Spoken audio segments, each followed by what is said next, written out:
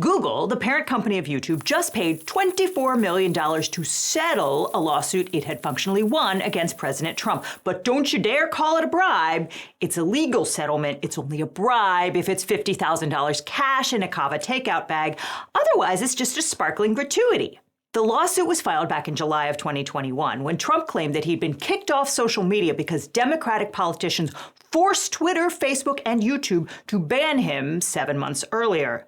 Is that why it happened? I feel like maybe there was something else around that time. Donald Trump blamed everyone from Adam Schiff to Hillary Clinton for getting deplatformed. It never once occurred to him that his own big mouth was to blame. And now that he's back in the White House, Google just became the latest tech platform to cough up an 8-figure settlement to make Trump's nuisance lawsuit go away. And if it means that the company gets special treatment from the Trump administration, well, they're not complaining. In January of 2021, Donald Trump got kicked off of every major social media platform, and I think we all remember why. The president has advanced several theories as to why the major social media platforms responded to a coup planned on their sites by getting rid of the ringleader. In a RICO troll suit, he blamed Hillary Clinton, his 2016 opponent, for getting him booted off of Twitter in 2021. But on July 7th, 2021, he held a press conference at Mar-a-Lago to announce that he was suing Twitter, Facebook, and YouTube along with CEOs Jack Dorsey, Mark Zuckerberg, and Sundar Pichai for tortiously deplatforming him. He said that he was filing a class action on behalf of all the poor censored conservatives, a few of whom were also named plaintiffs. Those included the author Naomi Wolf, the former feminist writer turned COVID denier and general conspiracy theorist. In one tweet before Wolf got banned, she claimed that being around vaccinated people disrupted women's menstrual cycles. In another, she lamented that 5G cell networks had poisoned America, and so it was amazing to go to Belfast, which does not yet have 5G, and feel the earth, sky, air, human experience feel the way it did in the 1970s. Calm, still, peaceful, restful, natural. In 2019, Belfast did in fact have 5G, and I don't think peaceful is the word that comes to mind when describing Belfast, Ireland in the 1970s. Another plaintiff was Dr. Kelly Victory, a prolific spreader of COVID conspiracies on YouTube. 5 years ago, in the middle of the pandemic, and particularly in the months before and after the 2020 election, there was a national conversation about censorship on social media. The tech platforms felt they had a civic duty to fact-check and remove harmful misinformation, and so they took down a lot of COVID and election misinformation and banned a bunch of accounts for repeatedly sharing it. The Biden White House aggressively flagged this misinformation for the major social media platforms. Now, maybe you think that's terrible, or maybe you think it's great, but that case went to the Supreme Court last year, and the judges said that the plaintiffs lacked standing to sue the government for reporting their posts to social media platforms. A lot of those plaintiffs also sued the social media platforms directly on various breach of contract theories, and they all got tossed because the platforms can boot you at any time. I feel like I've said this before. Yes, the short answer is yes. Can platforms ban you? Yes. Can they do it for violating their terms of service? Yes. Can they do it for no reason at all? Yes. Do they have to apply their own rules consistently? No. And do you have any recourse if they don't? No. That brings us to Trump and his suits against Twitter, Facebook, and YouTube for tortious deplatforming on the theory that banning him violated the First Amendment. Now, everyone knows that only the government can violate the First Amendment. That's why it says Congress shall make no law abridging the freedom of speech, and not Facebook mods shall let me spout abusive nonsense on their platform. The 14th Amendment extended the Bill of Rights to the states, but it didn't extend it to social media platforms, so you can lay a lot on Mark Zuckerberg, but you can't say he violated the First Amendment. No worries, though, because Trump and his lawyers had an answer for that, and it was that the tech platforms were acting as the government. Okay, I'm going to explain the argument here, but only so you guys can understand how ridiculous it was for the tech companies to pay these settlements. I want you to appreciate before I do, though, that none of this is real law. We're good, right?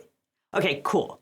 So Donald Trump's theory is based on something called the state action doctrine, wherein the government acts through a private person or entity, and that person becomes a government agent. Trump argued that the tech platforms became government agents because Congress leaned on them and forced them to cancel his accounts, which is more than a little ironic since Trump's FCC just told Disney that it better get rid of Jimmy Kimmel and they could do it the hard way or the easy way. I mean, look, we can do this the easy way or the hard way. Under Trump's own legal theory, that made Disney the government, so all hail President Mickey? But Trump couldn't point to any members of Congress threatening to kneecap social media companies if they didn't shut down Trump's accounts, because that never happened. So instead, Trump said that the threat was implied because Congress discussed changing or repealing Section 230 of the Communications Decency Act. Section 230 is the law that says platforms are not responsible for user content. So if you say something defamatory in the comment section on Reddit or YouTube, the companies are not liable. At the same time, Section 230 immunizes platforms for content moderation decisions. That's why Trump had to make this weird argument about Twitter becoming the government, because the platforms had and have every right to boot anyone they like. So the complaints alleged two contradictory things. First, they said that Section 230 was unconstitutional and the court should invalidate it. And second, they said that Congress's threats to invalidate Section 230, this supposedly unconstitutional law, amounted to coercion, which made Twitter, Facebook, and YouTube into government actors. I mean, look, there's no law that says your complaint has to be logically consistent, but come on, and not for nothing, but 3 weeks before he got banned, Trump himself vetoed the $740 billion defense spending bill because Congress failed to include a repeal of Section 230, which he said facilitates the spread of foreign disinformation online, which is a serious threat to our national security and election integrity. It must be repealed. Awkward. Also, a whole bunch of Republicans, including Senators Josh Hawley and Ted Cruz, were very hot to repeal Section 230 back in 2020 and 2021. But let's look at the evidence in these lawsuits just to run this thing to ground. Trump pointed to politicians yelling at social media platforms and CEOs. He complained about Facebook CEO Mark Zuckerberg saying his site would enforce its terms of service evenly, whether it's a rando account with 6 followers or the president. That was not true. In fact, the websites had specific fail-safes built in so that they didn't ban Trump, even though he routinely violated their terms of service. But most of the quotes cited as evidence of a conspiracy between Congress and the tech platforms aren't even contemporaneous with Trump getting kicked off. Like, yes, Representative Adam Schiff did say there's no constitutional protection for using social media to incite an insurrection. Until he stops, Facebook must ban him, which is to say forever. But he said it in May, 4 months after Trump got booted, and he didn't connect it to Section 230 or make any threat at all. The only contemporaneous statement is a tweet by Michelle Obama on January 7th saying, now is the time for Silicon Valley companies to stop enabling this monstrous behavior and go even further than they have already by permanently banning this man, Trump, from their platforms. But she's not a politician. She had no power to repeal Section 230. She wasn't even the first lady when she made the statement, and it wasn't a threat. In short, there is zero evidence that politicians threatened the tech platforms at all in connection with the Trump ban. And by the way, real lawsuits have footnotes that tell the court where it can access that evidence. If this were serious, it would include a permalink to Michelle Obama's tweet or to congressional hearing transcripts. That allows the court to verify the claims and see if that evidence is being cited out of context. Trump's lawyers did not bother with that here because these were not serious lawsuits. They were purely performative. Oh, and one more nutty thing. All 3 of the tech platforms had in their terms of service that any lawsuits against them must be filed in California under California law. But Trump filed his troll suits in federal court in Florida. I suspect there were 2 reasons for that. 1, Trump thought he'd get a more sympathetic hearing in Florida than in California. And 2, he wanted to add in a claim under the state's consumer fraud statute alleging that Twitter was just like a defective car because it didn't abide by its own terms of service, an action which is specifically foreclosed by Section 230. And speaking of Section 230, it protects Google's right to demonetize anything we say here or downrank it in the algorithm or even take it down if they don't like it. So it goes without saying, we're profoundly grateful to have this platform on YouTube. But settlements like this are a sobering reminder that Google has a kill switch for every channel on YouTube that they can hit at any time for any reason. And they've demonstrated a willingness to comply with the demands of the Trump administration, even when they don't have to.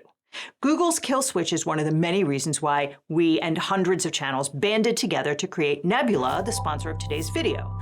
Nebula is a streaming service where you can watch all our videos ad-free and early, as well as videos from your favorite creators like Johnny Harris, Lindsay Ellis, Neo, Real Engineering, Real Life Lore, just to name a few. And remember how Lindsay Ellis disappeared from YouTube a year ago? Well, she didn't disappear at all. She's uploaded a bunch of exclusive video essays on Nebula since stepping away from YouTube that are definitely worth your time, especially if you care about how politicians treat children's media as an ideological battleground. And at Nebula, we're in it for the longest term possible, a lifetime. That's why you can click on the link or scan the code to get an unlimited lifetime access to Nebula for $300 and start watching every LegalEagle video ad-free and early forever. In fact, every video we've made this year is on Nebula as an extended cut, like Brennan Lee Mulligan and Devin reacting to dropout TV courtroom scenes, or the beatdown that he and Dr. Mike gave to the good doctor. Both contain over 20 minutes of additional analysis that's really funny and thought-provoking, but we had to cut it out of the YouTube version. And we've made tons of exclusive content that you can only get on Nebula. Check out our Nebula exclusive video I made investigating how RFK Jr. can legally ban vaccines, or our video about unhinged judges that went too far, just to name a few. Now, people often ask us if it helps the channel more to watch it on YouTube or Nebula, and the answer is emphatically Nebula, and especially so when you sign up for Nebula for life. The watch time payouts are bigger, and we don't have to worry about capricious demonetization standards, which has been a huge problem this year, and it prevents me from saying, hey, John Roberts, go f*** yourself. And that's not even mentioning the imposters. This year, we've had to deal with hundreds of our videos being stolen on YouTube, and YouTube dragged their feet to correct this mistake. Headaches like this can affect the quality and speed with which we can bring you content. So if you want to support this channel and our mission to demystify the law, a great way to do so is by signing up for a lifetime subscription to Nebula. It truly is the best deal of all, or you can get 40% off an annual subscription. Either way, click or scan now to get set up and continue watching this video ad-free on Nebula, or I will see you in court.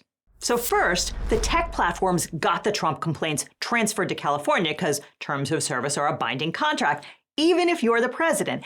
And once there, Trump's arguments got unceremoniously drop-kicked. The first case to be fully briefed was Trump v. Twitter, and Judge James Donato granted Twitter's motion to dismiss it in its entirety on May 6, 2022. In the very first paragraph of his analysis, he said, Twitter is a private company, and the First Amendment applies only to governmental abridgments of speech and not to alleged abridgments by private companies. And see after that, where he cites to another case with Mark Zuckerberg as the defendant, and it says that appeal was dismissed as frivolous? That's because this argument has been tried by a whole bunch of cranks, and every one of them got yeeted into the sun.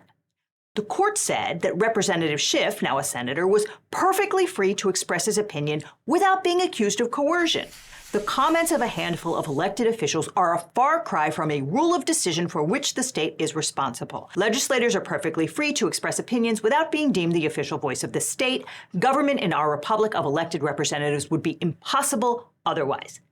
And let's be clear, no leader in history has ever expressed his opinion so vociferously and publicly as Donald J. Trump. He literally sued the tech platforms for the right to keep on doing it. The judge tossed the challenge to the constitutionality of Section 230 since Trump wasn't alleging that he personally was harmed by the law, or at least not in any legally cognizable way. He was basically saying, maybe the platforms wouldn't have banned me if this law hadn't been passed in 1996. And that's too vague and speculative to form standing for a lawsuit. And since Trump and his pals had all agreed to litigate under California law when they signed up for social media accounts, the Florida consumer fraud stuff was out too, to the extent that that was ever a viable claim in the first place. In short, you lose, go home. Trump appealed to the Ninth Circuit, and since the appeals court ruling in Trump v. Twitter was going to be dispositive in Trump v. Facebook and Trump v. YouTube, the judges in those other cases put them on hold, because if Trump won, they would just copy the Ninth Circuit's ruling, and if he lost, like every other plaintiff who made the same goofy argument, they could just copy Judge Donato's dismissal order in Trump v. Twitter. 2 years later, the Facebook and YouTube cases were effectively dead. In December of 2023, the judge presiding over the YouTube case administratively closed it. But then Trump got elected again. And 2 weeks after the election, Twitter decided that maybe it didn't really want to win that lawsuit after all. On November 20th, 2024, Twitter's lawyers wrote to the clerk of the Ninth Circuit and asked the judges not to issue a decision because the parties were actively discussing a potential settlement. And then in February, after Trump had been sworn in for a second term, Twitter paid Trump $10 million to settle the lawsuit. A lawsuit it had already won. It's not difficult to see why Elon Musk, who bought Twitter and changed its pronouns to X.com, would want to suck up to the president. His company, SpaceX, and its subsidiary Starlink do hundreds of millions of dollars of business with the federal government every year. Remember when Musk and Trump had that little spat over the summer and then Musk immediately walked it back? There's a reason for that, and it's the same reason Musk paid $10 million to settle a lawsuit he'd easily won. Facebook went next, informing the court that it too would like to lose a lawsuit it had functionally already won. On January 29th, Facebook agreed to pay $25 million, $22 million of which went to Trump's presidential library. The Wall Street Journal, which broke the story, reported that Mark Zuckerberg flew to Mar-a-Lago in November, i.e. after the election, for a full day of negotiations. Trump spent much of that day golfing and remotely attending his sentencing hearing in New York for the 34 criminal fraud convictions. But he still made time to pop in to tell Zuckerberg that the litigation had to be resolved before Zuckerberg could be brought into the tent. Trump has had a rocky relationship with Zuckerberg, who contributed hundreds of millions of dollars for voter registration and improvements to voting infrastructure in 2020. Trump and his allies viewed that as a subsidy for Democrats, and it was a cornerstone of their lies about vote fraud. Trump even threatened to throw Zuckerberg in jail in a book he released in 2024. We are watching him closely, and if he does anything illegal this time, he will spend the rest of his life in prison, as will others who cheat in the 2024 presidential election. Aside from not wanting to spend the rest of his life in prison, Zuckerberg and his company had plenty of reasons to want to keep sweet with the White House. Facebook, which goes by Meta now, but like X permits dead naming on its platforms, is a ripe target for antitrust regulators. It's a virtual monopoly in its space, and it regularly buys up competitors like Instagram and WhatsApp in an effort to keep it that way. The federal government has a lot of levers to inflict damage on big tech companies, and Trump has made it clear that he is more than willing to do it. I mean, look, we can do this the easy way or the hard way. So this election cycle, Zuckerberg quit giving money to voter outreach and instead spent his time kissing Trump's ass.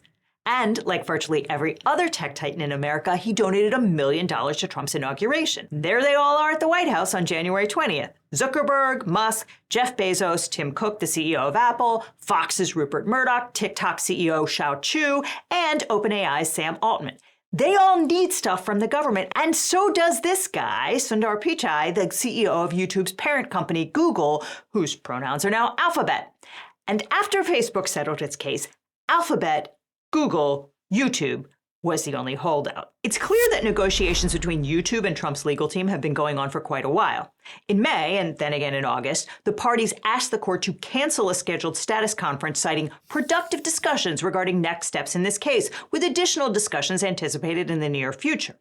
And then on September 29th, they docketed a notice of settlement and dismissal. Unlike the Twitter and Facebook settlements, the terms of Google's capitulation were publicly filed. Specifically, it agreed to pay $22 million to the Trust for the National Mall, a 501c3 tax-exempt entity dedicated to restoring, preserving, and elevating the National Mall to support the construction of the White House State Ballroom. You know how Trump keeps wandering out onto the roof of the White House and waving his arms around? He's vision boarding a replica of the Mar-a-Lago ballroom that he's going to slap on the side of the White House's East Wing. At 90,000 square feet, it will dwarf the actual main building of the White House, which clocks in at just 55,000 square feet. And CBS reports that Trump has hit up lots of companies with business before his administration for donations to finance it. Like those companies, Google has plenty of reasons to suck up to the president. It has a monopoly over the search engine market and is not infrequently the subject of antitrust litigation because of the way it wields that monopoly to increase its revenues and market share. $24 million is a bargain price to pay if it means that the Federal Trade Commission and Justice Departments aren't laser focused on making life miserable for Google.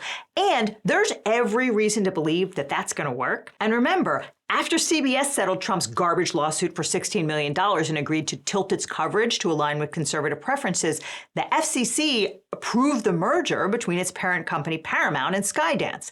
That merger was worth $8 billion and put Trump's ally Larry Ellison and his son David in control of a broad swath of the American media landscape. And thanks to his friendship with Trump, Ellison is likely to control TikTok if the deal Trump negotiated with China to buy it goes through. So of course Google was going to knuckle under and pay the bribe. But the Wall Street Journal reports that it took a while because Google executives were eager to keep their settlements smaller than the one paid by rival Meta.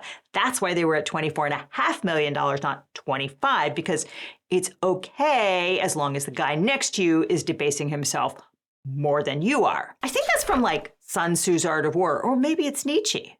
At any rate, no one is pretending Google paid the money because Trump's lawsuit was meritorious. Trump's own lawyer, John Cole, admitted that the settlement only happened because Trump is back in the White House. He said, if he had not been reelected, we would have been in court for 1,000 years. It was his reelection that made the difference. Cole, the husband of conservative journalist Greta Van Susteren, was rewarded for his loyalty by being named as U.S. envoy to Belarus. So far, the tech titans' embrace of Trump has been pretty positive for them. Musk not only got to burn down wide swaths of the federal government with his Doge Bros, but SpaceX is mopping up billions of dollars in federal government contracts. And after years of complaining about Section 230, Trump has simply abandoned the issue. He doesn't care anymore. All it took was for the tech platforms to give up content moderation and let themselves become overrun with misinformation and AI slop. That doesn't even look like Sundar Pichai. It's just a random brown dude. But the tech companies may find that one payoff will not protect them for very long. ABC paid Trump $16 million to settle a defamation suit they might well have won, and it bought them a few weeks' peace.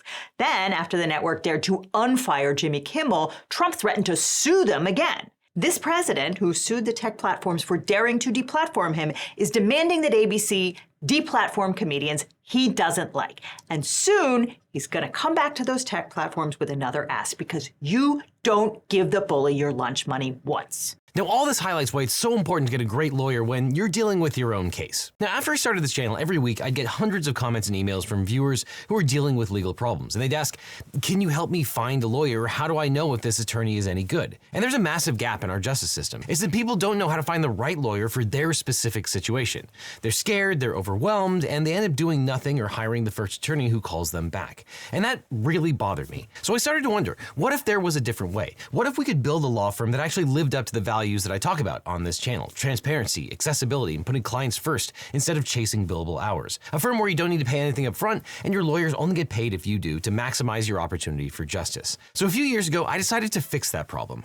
I decided to start my own personal injury law firm. And honestly, it wasn't an easy choice. But I realized I was in this unique position. I had this platform, this community, and the experience. Not to get rich, trust me, there are easier ways to make money than starting a law practice. But we did it because access to justice shouldn't be a luxury. Because finding the right legal representation shouldn't feel like playing Russian roulette with your future. And when you work with my firm, you're not just getting a lawyer. You're getting a team that understands that behind every case is a real person with real stakes. If we can't represent you, or you're in a state where we don't practice, we'll take the time to try to match you with an attorney in my personal network of lawyers. A national network of some of the best lawyers in the country who actually specialize in what you're going through, located right where you are, not just whoever happens to be available. So if you're dealing with a personal injury, a car crash, a data breach, sexual harassment, a social security or workers' comp issue, give us a call at the number on screen or click on the link below. Now, I can't represent everyone that watches this channel. I wish I could, but what I can do is make sure that when you need legal help, you have somewhere to turn to that you can trust. So whether it's me handling your case or the incredible attorneys we partnered with, you'll get the same principles of honesty and education that we bring to every video. And if you're dealing with a legal issue and you're not sure where to start, check out the link in the description. Let's have a conversation about how we can help you find not just a lawyer, but the right lawyer for your situation. Because at the end of the day, that's what this is all about, making sure that when life gets complicated, you don't have to face it alone. Which is why when you need a lawyer, you don't just need a legal team, you need the Eagle team.